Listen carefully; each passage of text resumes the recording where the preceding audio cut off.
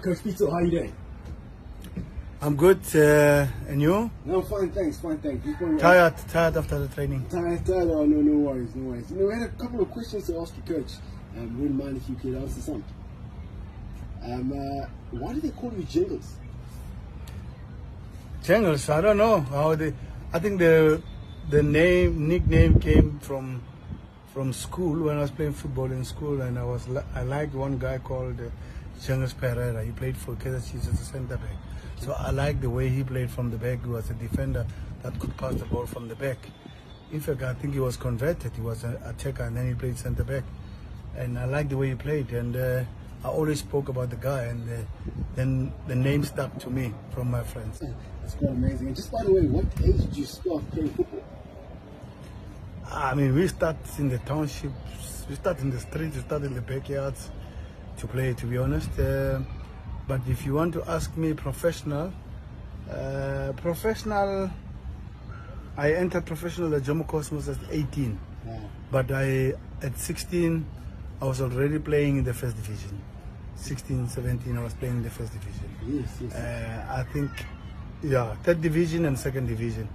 So, yeah, I played in that space at an early age, 16, 17. Yeah. And during that early age, did you have a football icon? Who was your first ever football icon? My icon? When I was young in Kagiso, around about 12, maybe 11, 12, my idol was Vincent Macroti. And the other one was the horse Mokhosha. And there was another guy called Tep Tep. He was also very good. Those were my idols at that early age. But when I started to look at football differently and with age, my top guy was Ace Tuling, but the big man was Nelson Teenage Lada. But then Jomosono also took part in that space. What's your favorite trick? Favorite trick? I only have one trick in football. Can you show me? Show me the trick? Show you the trick? Yes. Okay.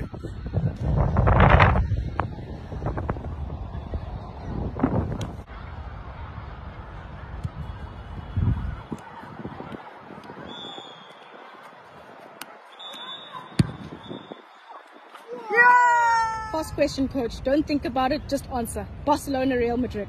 Real Madrid. And Ahmed wants to know from Instagram, what are your expectations for the World Club Cup in December? Expectations? Japanese team, first game. Hopefully we avoid Chelsea and we get a South American team or Central American team. Okay. And then Chelsea in the final.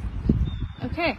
And Kele Mato from Instagram wants to know, do you get nervous before big games? And if so, how do you deal with the nerves? I get nervous before every game, even in a friendly game.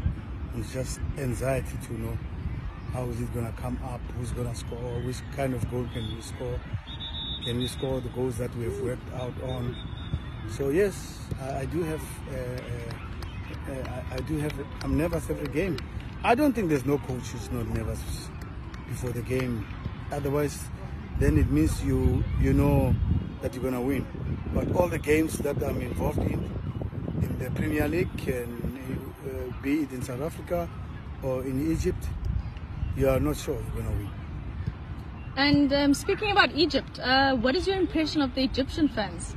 Ali Al-Bali wants to know from Instagram. Ahly fans? Oh, I don't think there's any other fans that are more passionate than Ahly fans. I've never never seen people who are as passionate as like that. So they love the team, they love the game, and they don't want anything else but a win. They don't take anything else but the win. High expectations from them, too much pressure they put on players and coaches, but it's the price you pay to play for Ali or Coach Ali. One other thing, please describe Al-Ali in one word. The nation. Okay. And what changes or improvements would you like to see in the world football in the next 10 years? This question is from Kieran Edraini from Instagram. Well, I think there are a few areas that needs to be visited. if I'm talking about the continent that I belong to, in the Champions League, there's a lot of work to be done. Training pitches, when you play Champions League, you visit other teams, you don't have training pitches.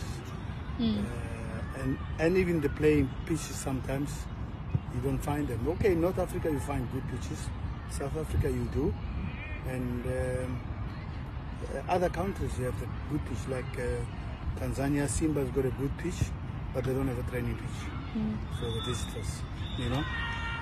Yeah, so that needs to improve, and I think also, I mean, there's the difference between the Champions League, African Champions League to CAF Champions League to UEFA Champions League is huge in terms of money, infrastructure.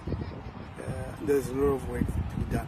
I think, my opinion, I think UEFA should help Africa.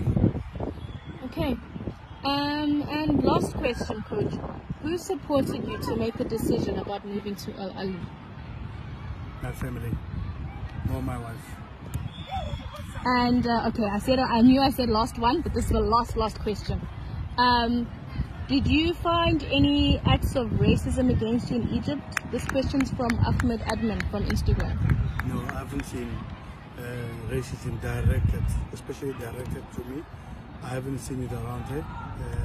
I'm not saying there is not, probably there is, but I haven't been subjected to it from my players, from my supporters. And if you have to face it, probably you'll have to face it from the opposition, just meaning to take you down, not necessarily meaning to give you that, to be honest. I have not.